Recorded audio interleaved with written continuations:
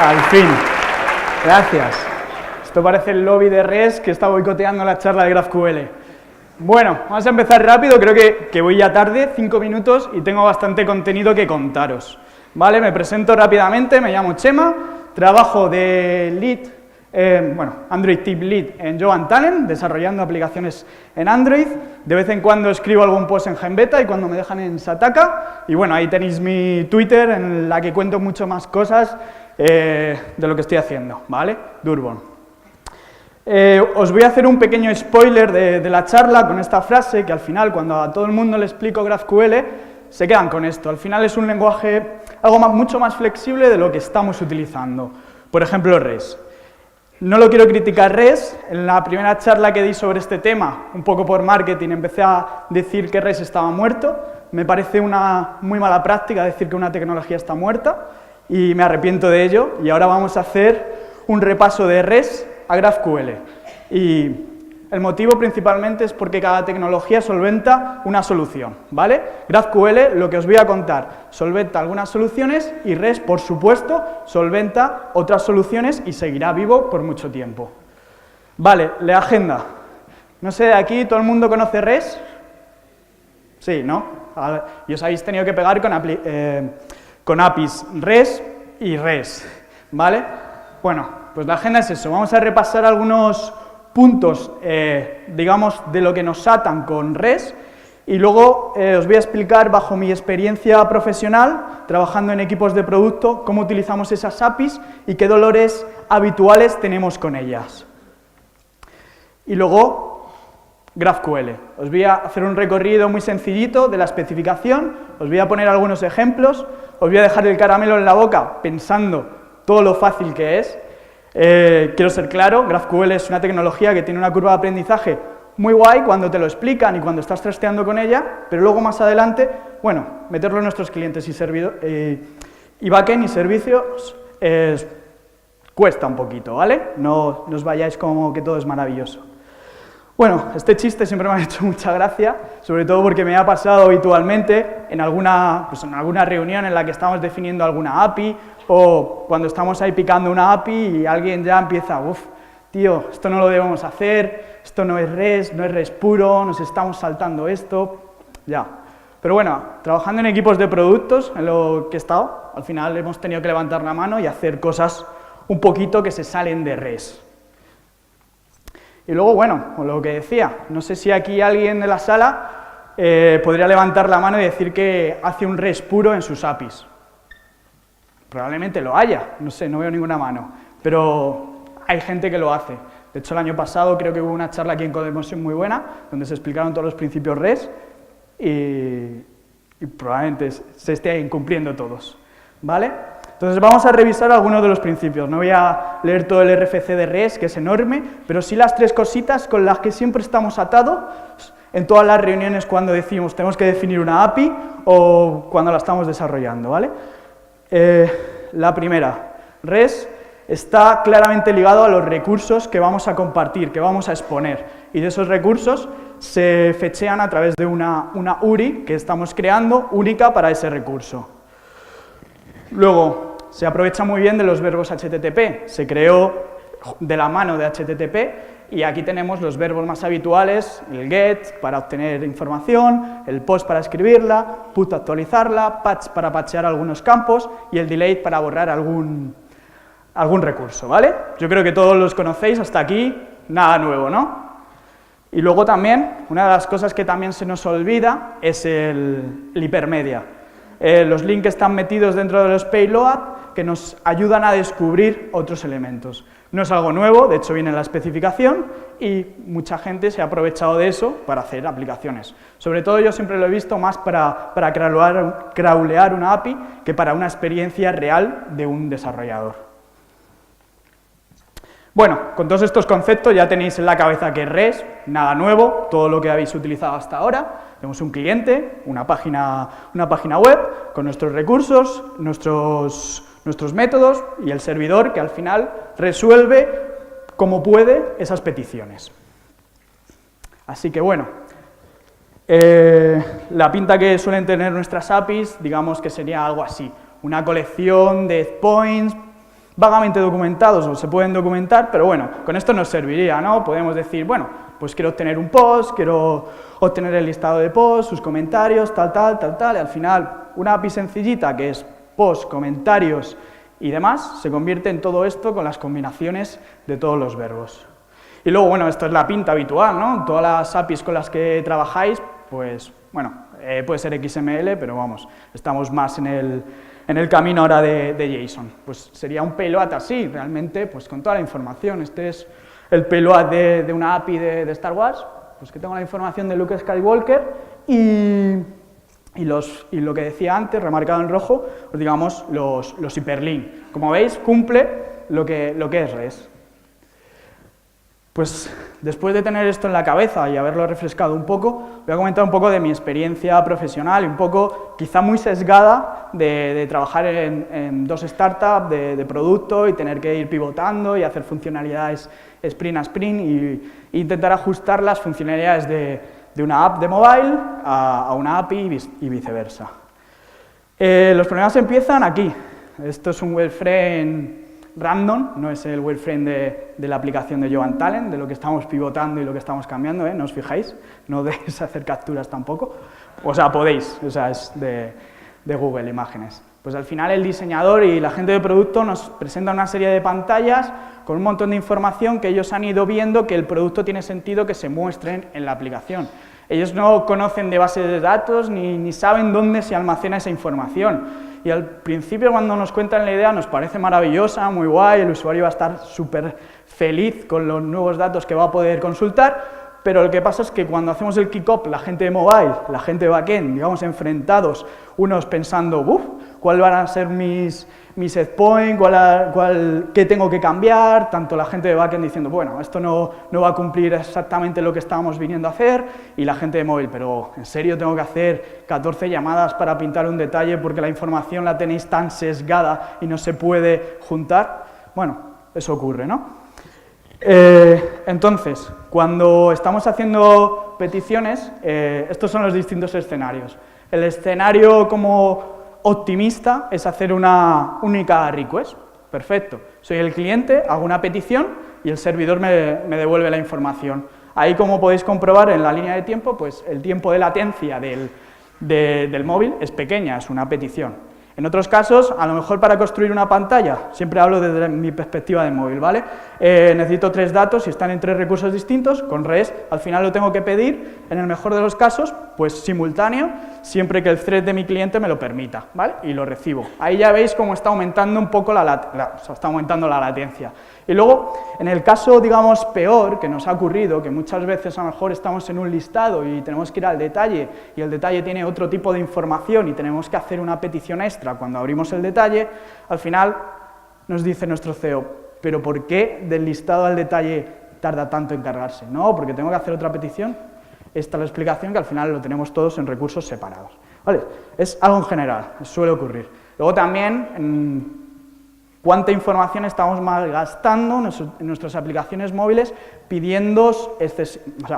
solicitando datos y recibiendo demasiados datos, ¿vale? Esto es, digamos, aquí solo me interesaba el título de la película y el ID, por lo que sea. El resto de información la puedo prescindir de ella, pero ya estamos consumiendo datos de la aplicación móvil. El tema, bueno, en REST sí que pongo un apunte, que hay algunas APIs que sí que te permiten seleccionar esos campos. Ok, pero no suele ser habitual y tampoco está demasiado promovido, digamos, con la especificación. Y luego, bueno, al final, cuando ya nos cansamos de API, nos ponemos a hacer el BFF, que es Best Friend Forever, como lo llamo yo, porque el backend from frontend al final es una patata caliente si al final veis estas URLs que estamos mostrando. De hecho, podía haber hecho más combinatorias si digamos que una API debería devolver recursos a un móvil, a un iPad, luego el iPhone, luego porque la versión de móvil es más pequeñita. Así estamos construyendo un montón de endpoints que son muy difíciles de mantener. Tanto también por el cliente, porque tenemos muchas versiones de endpoint, como también en backend. Al final tenemos un espagueti montado con un montón de if para montar esto, ¿vale? Y luego, pues versionados de la API. No sé cuántos de vosotros vais por la versión 2 o la versión 3 de vuestra API. y estáis ya pensando en la versión 4 y creéis que realmente en la versión 4 todo se va a hacer perfecto, que todos los dramas que tuvisteis en la V1 era porque todavía no sabéis usar REST, por ejemplo, y en la V4 ya, pues ya tenéis una especificación y todo el equipo de backend y mobile se ha puesto de acuerdo en seguirla y estáis vosotros ya construyendo los nuevos clientes.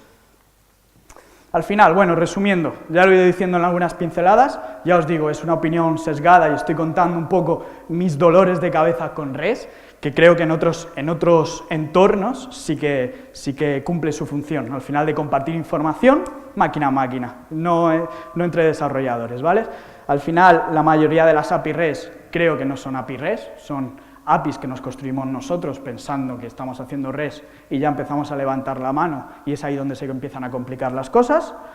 Luego, pues REST, lo que os mostraba antes con ese diagrama un poco de cliente-servidor, pues al final, por línea general, debemos hacer demasiadas peticiones para obtener los datos, algo que choca mucho con la filosofía de las aplicaciones modernas que estamos haciendo ahora en mobile nativas o en JavaScript con React.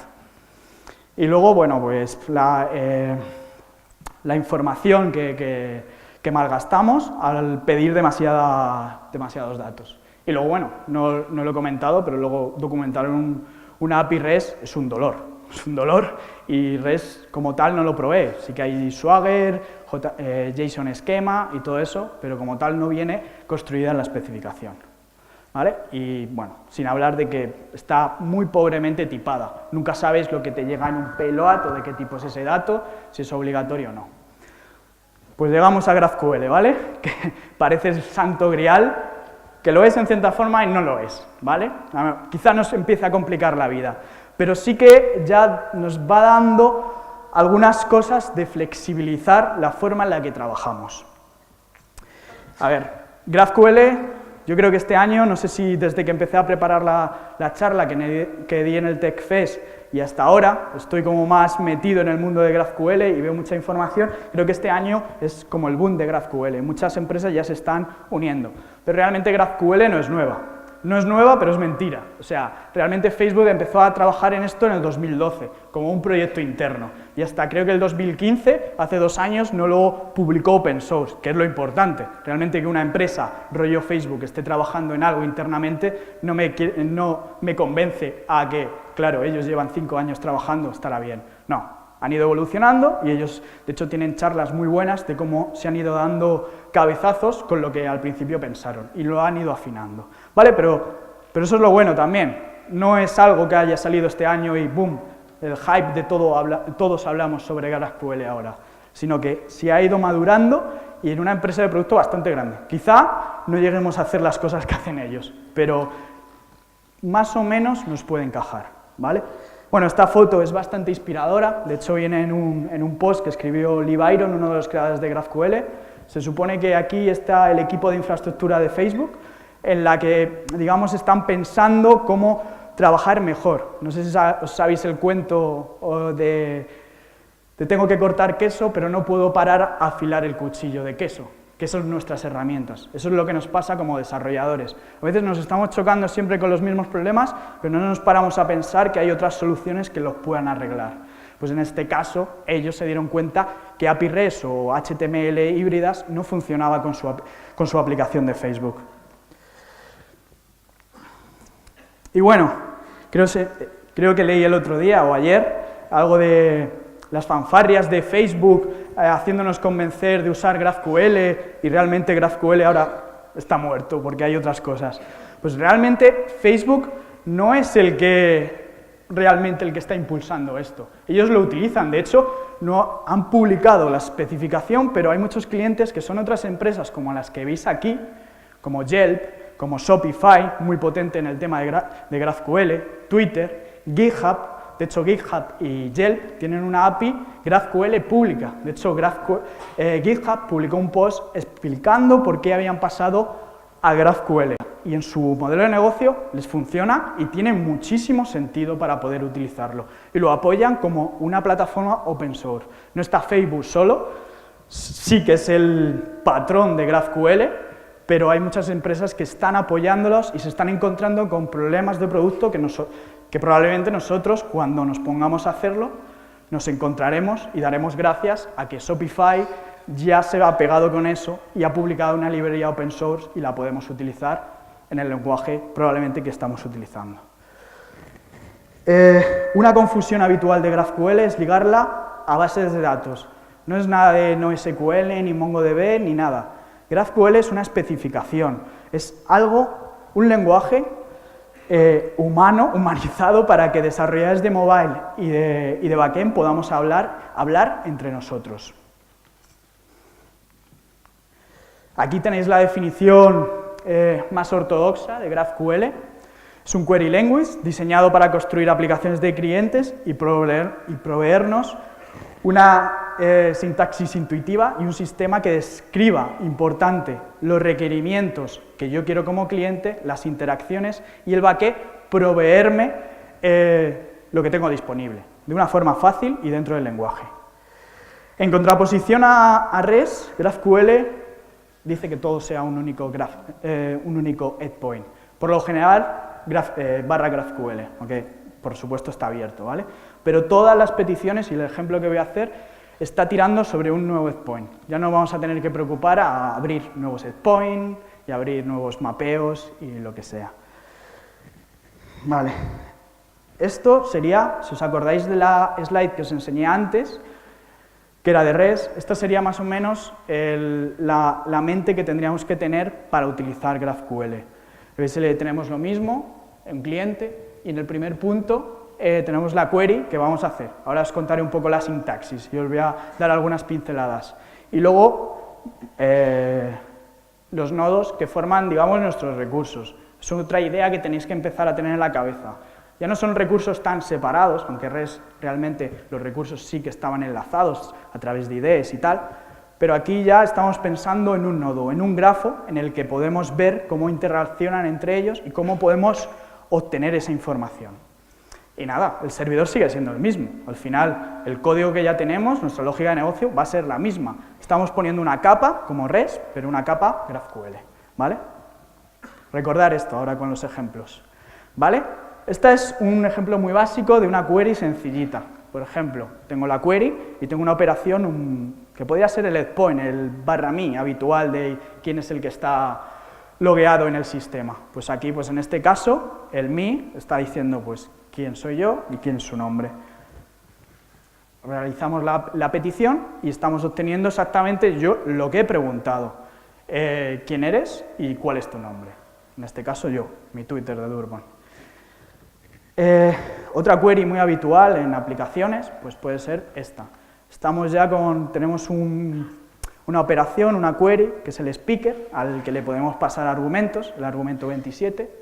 No sé si se ve bien, ¿lo veis bien? ¿Lo seguís? Más o menos lo estoy describiendo, ¿vale? Pues en un lado estoy haciendo la petición, pues si de 27, quiero el nombre, y bueno, ya empezamos a jugar, como si hiciéramos la agenda de CodeMotion y queremos pedir mi foto de perfil y el width y el height, porque bueno, lo necesito para hacer algunas medidas. Bueno, lo pido y como veis no tiene más historia. Al final recibo lo que pido y la sintaxis es muy similar. O sea, son las queries que envío y el payload que estoy recibiendo. No hay pérdida de ancho de banda, estoy utilizando justo lo que necesito. Bueno, más ejemplos, podemos ir rizando el rizo con esto, pues el argumento también de la foto de perfil recibe, para luego resolver esa imagen, un ID. En este caso es el tamaño, no sé si os ha pasado habitualmente pintar el perfil de un usuario y que las fotos ya están prefijadas desde backend. Pues aquí, pues igual, lo pasamos la información, pues 640, pues ahora estoy un 640 JPG, vamos. ¿Os imagináis que es esa imagen? También, algo habitual, por ejemplo, imaginar ahora que tenemos que montar una pantalla, rollo en el que vemos el thumbnail del ponente y cuando pinchemos en su foto para verle el careto y ver quién es, queremos que se haga grande. Esto lo podemos hacer en una misma query, al final la podemos combinar. Luego también podemos aplicar un alias a esa petición que hemos hecho. Antes el profile pic era única, ahora tengo dos y quiero saber cuáles son. Pues aquí pues una foto pequeñita y una foto grande. Nos ahorramos todas esas dobles peticiones, 3 peticiones. Y como era de esperar, recibo exactamente lo que quería, ¿vale? Esa es la información que quería, ahí la tengo. Luego, pues, también podemos anidar recursos. Recordar el nodo, el árbol de nodos que veíamos, pues al final cada ponente, digamos, que tiene una serie de charlas que va a dar en Codemotion o ha dado a lo largo del año, y queremos ver sus títulos. Pues igual, durante la operación me, pues quién soy yo, qué charlas he dado y qué títulos tienen. Pues aquí podemos ver un ejemplo de las charlas que he podido dar y pintarlas en la interfaz de usuario. Luego también podemos combinar queries. Tenemos una query que es las últimas charlas que se han dado en Codemotion y todos los speakers que han hablado. Pues lo puedo hacer en la misma petición que estoy haciendo de GraphQL. Y como veis, lo recibo, no tiene mucha más historia. Al final está todo combinado y me estoy construyendo el payload que yo quiero. Y el backend es capaz de resolverlo a través de este lenguaje común que tenemos las queries. Al final, bueno, este ejemplo no es exactamente los speakers, pero os podéis imaginar. Tengo una operación de...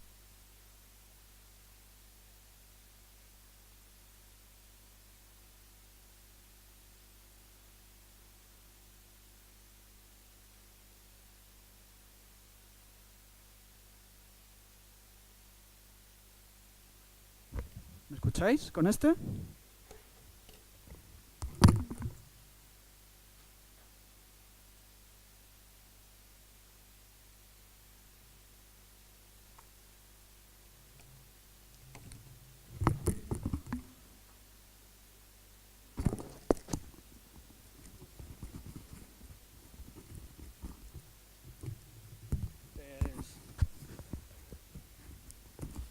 ¿Me escucháis así? ¿Me escucháis bien? Regulín, ¿no? Joder.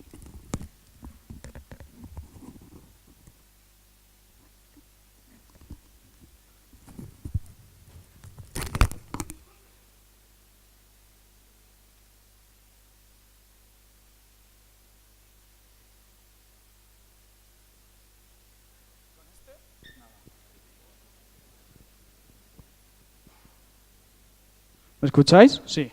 Uy, bozarrón. Vale. Vamos, creo con mucho retraso con este boicot de REST. Vamos a ver. ¿Qué estaba contando? Pues, bueno, cómo se resuelven las queries, tenemos un autor y es otra de las ideas que quiero que os queden en la cabeza, ¿vale? Cuando estoy pidiendo un autor tiene distintos campos. En este caso tiene su nombre y tiene los posts que tiene asociados, ¿vale? Entonces, cuando hacemos la petición vamos resolviendo pues, el autor, puedo obtener su nombre, pero como es un recurso asociado, digamos, los posts, tengo que recuperar ese recurso de post con su título, autor, y bueno, vamos bajando hasta que ya nos quedamos, digamos, en algo único, digamos, un string. Vale, bueno, perdonad un poco con los problemas técnicos, creo que vamos muy retrasados. Problemas técnicos, boicot de REST. Vale. Mutaciones. Cuando se habla de GraphQL siempre se hace referencia a las queries. Esto es un ejemplo muy básico, no, por la longitud de la presentación no me puedo meter mucho en detalle, pero también tenemos la posibilidad de escribir información, igual que lo hacemos con post. Aquí, pues, en lugar de poner query, estamos poniendo mutación y estamos haciendo, pues, escribiendo un post. La operación que estaríamos exponiendo a través de un post, lo estamos haciendo, pasando los parámetros y tal. Un punto importante de las mutaciones, que algo que me pasa habitualmente cuando escribo algo en una API REST que me manda un OK. He escrito algo y me manda OK. Vale, perfecto. Pero a lo mejor es que necesito que me pases el ID o me pases en qué estado se ha quedado lo que he escrito. Pues aquí, en la segunda parte de la mutación, podemos pedirle qué información quiero que me reenvíes cuando yo hago la mutación. En este caso, el ID. Acabo de crear un post y necesito el ID porque lo necesito. Y el título. Entonces, lo pido y lo recibo. No tengo un 201, un 202. La petición ha llegado y, bueno, se está creando. No, aquí tengo lo que quiero recibir. Vale. Hemos estado viendo las queries básicas de GraphQL. Os he contado básicamente, yo creo que cuando cuento esto siempre la gente se queda como, oh, qué guay, puedo pedir lo que quiero, hago unas queries y recibo un payload. Joder, genial. O sea, yo lo quiero meter ya en mi aplicación. Vale, sí. Entonces, vamos a ver ahora en qué principios se basa GraphQL para hacer esta sintaxis que hemos estado viendo, ¿vale? Rápidamente. GraphQL lo bueno que tiene es que es un sistema fuertemente tipado. Digamos, antes estábamos hablando de pues, el speaker, la charla y tal, esos son objetos. Y luego realmente pues, el nombre y el título son string. Esto lo provee de forma nativa GraphQL con sus tipos, ¿vale? Normalmente cuando definimos un objeto de GraphQL y cuando lo estamos definiendo, más adelante en otra slide vamos a ver el esquema del ejemplo que estábamos haciendo antes, definimos los tipos de objetos, que sería como nuestro modelado de objetos normales, pues nuestros speakers, nuestras charlas, tal. Y luego tenemos otros tipos de tipos, los scalar type, que son enteros, float, string. Pero ya estoy viendo en la definición de qué tipo es este campo que voy a recibir en el payload. No estoy recibiendo enteros, entre comillas, o cosas raras, o truth, entre comillas. Estoy recibiendo un objeto que es un boolean o es un string, ¿vale? Eso lo promueve. Luego, las listas también puedo ver que son listas, que son anidaciones lo que estoy recibiendo, y también puedo definir qué campos pueden ser no null o sí que pueden ser null. Eso es fundamental para intentar parsear un payload. Aquí sí que sabemos que este argumento tiene que ser obligatorio. Y luego, bueno, tenemos las enumeraciones. Y los argumentos, como habéis visto, cuando pedíamos la foto, podíamos ver de qué tipo, o sea, el tamaño de la foto. Básicamente, este diagrama explica lo que el servidor está exponiendo al cliente. Lo fundamental, el servidor nos está exponiendo las posibilidades que tenemos.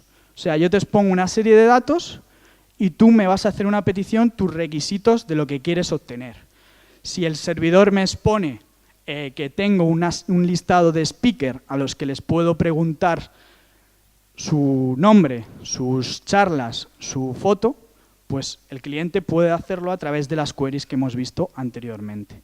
¿Y cómo hace el servidor eso de exponerme los datos? Pues a través de esta definición. Realmente el ejemplo que hemos hecho antes, si no se me ha olvidado nada, son estos 4 tipos. Al final hemos definido una query, que pueden ser los speakers y el speaker con argumentos para obtener uno en concreto, el tipo, el modelo de la foto, del profile picture, el speaker, y luego también el talk input, que era lo de las mutaciones, siento haber ido tan rápido. El tipo de mutación, defino esa operación de crear una charla y la charla. Todo esto realmente refleja mi API. O sea, son 4 campos, lo sé, pero refleja lo que es mi API. Esto es lo que tengo que especificar desde mi servidor para que los clientes sepan lo que quieren, lo que yo tengo para ellos, para darles. Eso se hace a través de la introspección.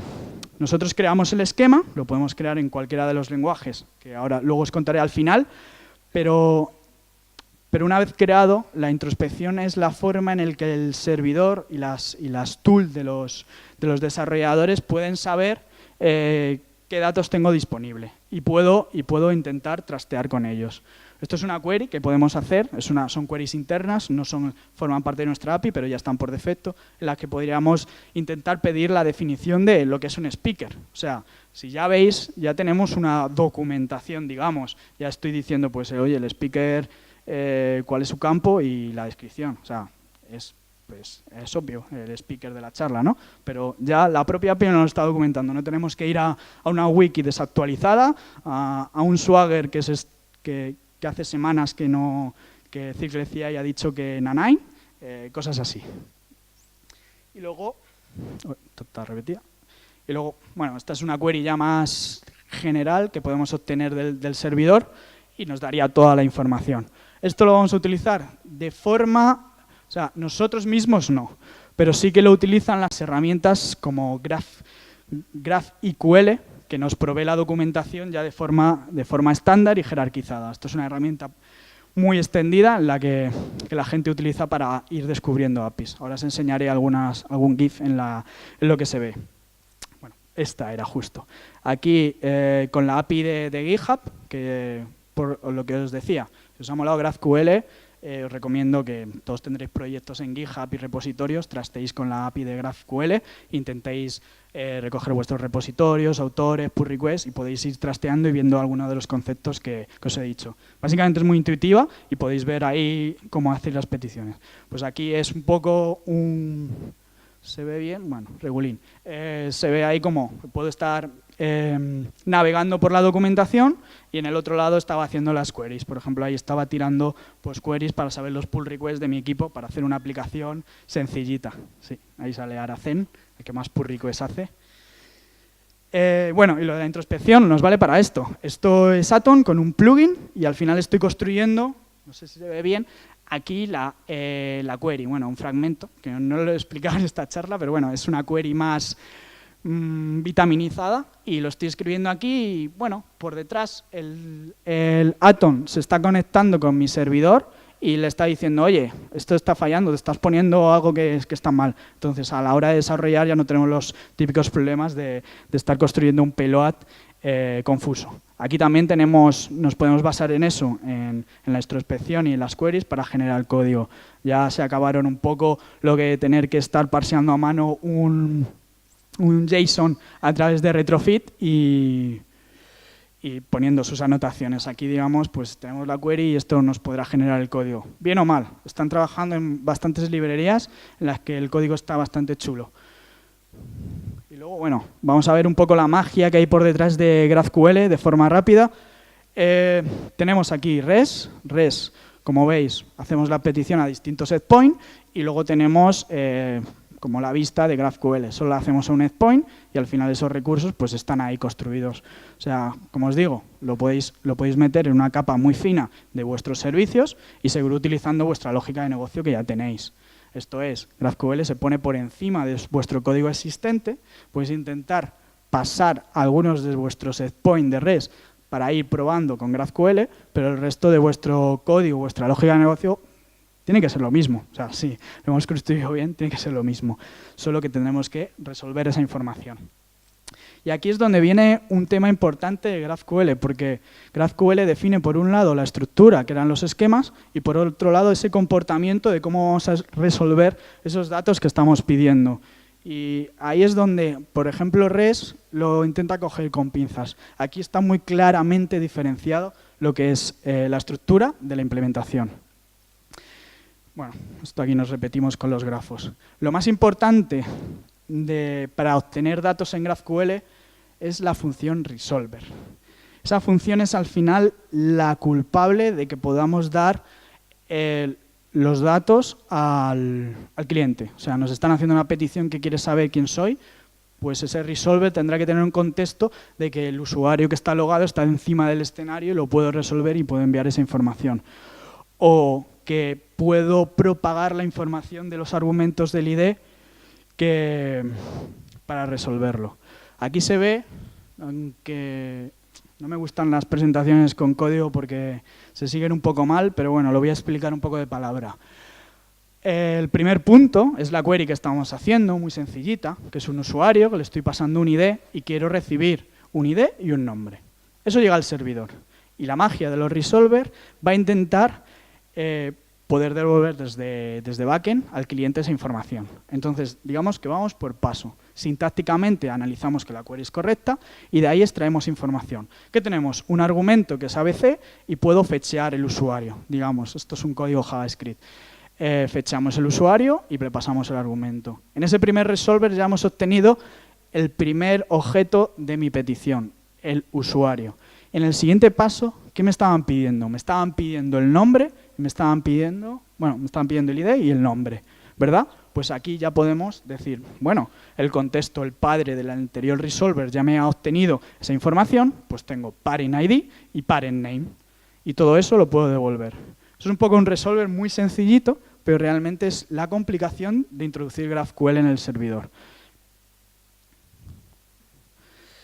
Así que, bueno, por ir acabando, quedan unas cuantas slides, pero con GraphQL tenemos, digamos, un paradigma de esquema First Development, en la que, en contraposición con con REST, en los que los requisitos los estaban fijando los endpoint y nos estaba devolviendo esa información ya fija y teníamos que jugar con las URL, realmente los requerimientos de datos nos los está fijando ahora el cliente y a través del esquema podemos intentar obtener esa información.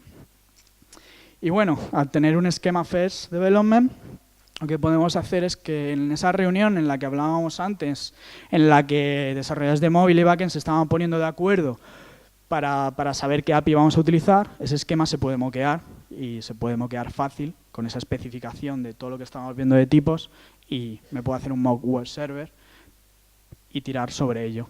Y no debería variar con lo que tendrá que hacer backend, al menos en la especificación. Luego, algunos puntos importantes del cacheo, aunque no me puedo meter muy en detalle en esta charla, es que en REST, los recursos los cacheamos de forma separada. En GraphQL tenemos más versatilidad y podemos empezar a jugar a cachear elementos de forma separada. Y la verdad es que nos es bastante útil, porque la vida útil de un post la información de un post a la de los votos es distinta. Entonces, si jugamos con estas anotaciones desde las librerías del cliente o las librerías del servidor, podemos resolverlo de forma mucho más eficiente. O sea, tendremos la petición de votos más fresca y la de post podemos ir tirando de nuestros cacheos. Y luego, bueno, rápidamente, más o menos teniendo una distanciación de cliente y servidor y digamos que tenemos un cliente que entiende GraphQL y otro servidor que entiende GraphQL, que son esos dos estrellitas, podemos hacer las peticiones y la nube que tenemos ahí podemos manejar toda esa meta información tanto para las cachés como para ser más eficientes obteniendo datos. Luego, bueno, esto es una captura que me parece muy interesante de una herramienta que ya ha evolucionado, creo que se ha cambiado el nombre, antes era Apollo Optic. Apollo es una de las empresas que más está apoyando GraphQL, en la que vemos un poco la ventaja de cuando ya estamos obteniendo información de forma separada a través de los campos. O sea, aquí estamos viendo cómo es la latencia de cada campo que estoy pidiendo. Pues si el speaker tarda más en resolverse, por lo que sea, estamos teniendo un cuello de botella ahí al obtener esa información. O las charlas o los votos, se nos está quedando atascado Elasticsearch y no estamos resolviendo bien. En lugar de tener, digamos, un payload enorme, que sabemos que está tardando una barbaridad de 100 milisegundos y, no sé, tengo que estar debugueando a ver cuál es el campo que lo está atascando. Y probablemente el campo que lo esté atascando es el campo de votos, porque por lo que sea no tenemos el clúster de Elasticsearch indexado bien. O sea, y aquí podemos ir campo a campo y saber qué resolver es el que se está atascando, metiendo esto en el gateway de GraphQL. Y nada, bueno, otra cosa importante que han ido evolucionando este año es cuando contaba, bueno, pues te montas todo tu API en GraphQL. Sí, pero es que tenemos una API muy grande, tenemos muchos desarrolladores trabajando y muchas APIs, digamos, independientes. O sea, no puedo poner todas mis APIs en un esquema. Pues existe este concepto de sticking en el gateway, en el que, digamos, podemos mergear todas esas APIs GraphQL en un único gateway y que el cliente, digamos, que lo mergee como si fueran las mismas. Aquí tenemos un ejemplo de cómo podemos hacer un mashup de la API. Tengo dos APIs independientes, están atacando a servicios independientes y, digamos, aquí tenía pues la API de un evento y tengo la API de una aplicación del tiempo que puedo mergearla y diciendo, pues, oye, tengo el evento esta semana en San Francisco, pues si le paso San Francisco a la otra API, lo voy a obtener. Pues todo eso lo hacemos en una única query y la magia lo hace el gateway del sticking mergeándolo. ¿Vale? Eso depende también del cliente que estemos usando. Por ejemplo, Apollo, creo que en React sí que ya lo empieza a soportar, pero en Android, en iOS todavía no está disponible. Y nada, para ir acabando, como hay bastante información sobre GraphQL en la red, no os voy a poner solo una slide, os voy a poner varias y lo voy a ir explicando. Para empezar a ver qué es GraphQL, os recomiendo que vayáis a graphql.org. al loro con ORG, porque es el open source el que se provee la especificación. Luego tenemos el RFC de GraphQL, para que veáis que es una cosa seria, tiene su RFC y la gente colabora, hace sus pull requests y gente que se ha pegado muchas hostias con REST está promoviendo funcionalidades que siempre les ha echado en falta. Lo podéis consultar y veis que es un RFC real, no es una simple librería que haya hecho una empresa y la quiera y os esté vendiendo la moto. Luego aquí tenemos la implementación de referencia. O sea, creo que lo he dicho al principio de la charla, todo lo que hemos visto, estamos hablando de la especificación, pero para utilizarla en nuestro servicio necesitamos una librería. Facebook hizo la implementación de referencia en JavaScript, que está muy bien trabajada, y aquí podéis consultar cómo hacen toda la forma de proveer el esquema al servidor, cómo hacerlo resolver, y todo con JavaScript. Y muchas de las librerías que están saliendo, pues en Java, en Kotlin, en Ruby, están basadas en ella. Luego, si queréis montar un servidor GraphQL muy sencillito, os recomiendo este servicio. Es un servicio en la nube en la que podéis construir con el esquema ese que os he enseñado. Estuve trasteando, lo pones y te construye el servicio, te genera una URL y ya puedes atacar desde tu cliente. Y te provee algunas de las operaciones más básicas de query y mutación, las típicas de crear y consultar. Y es gratuito si queréis ir trasteando. Luego lo podéis poner en producción y ahí sí que empieza a pedir pasta. Y nada, Codemotion es un sitio ideal para hablar de GraphQL porque supongo que en la sala hay muchísimas tecnologías.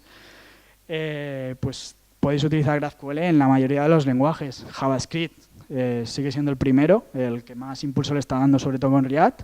Python tiene una librería muy buena de Grafene. Además, el creador es bastante crack y da muchas charlas. Luego tenemos otra en Scala, Sangría, que creo que uno de los máximos contribuidores es español o tiene alguna relación con la sangría. Y luego Ruby tenemos también, que lo apoya Shopify, porque todo su stack está en Ruby. Tenemos Java, Clojure, Go, PHP, Elixir, Swift.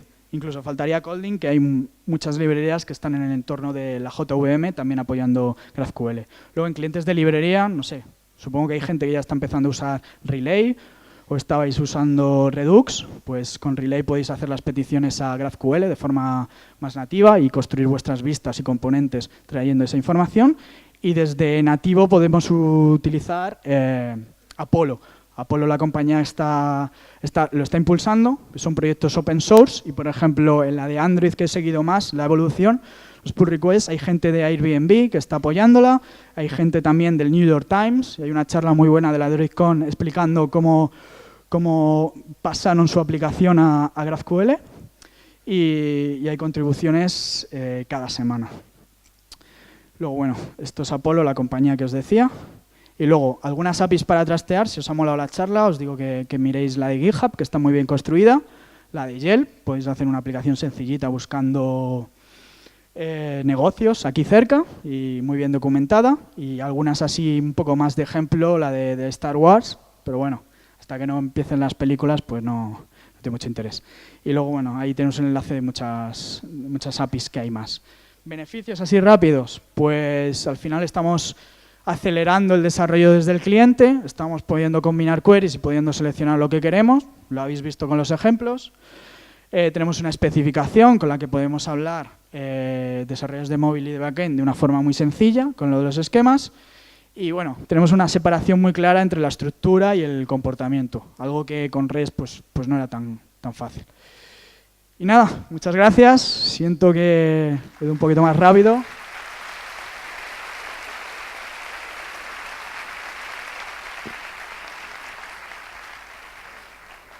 Y nada, no sé si hay tiempo para preguntas, creo que ya estoy huyendo, espero haberos ayudado y en Jovan Talent estamos buscando gente.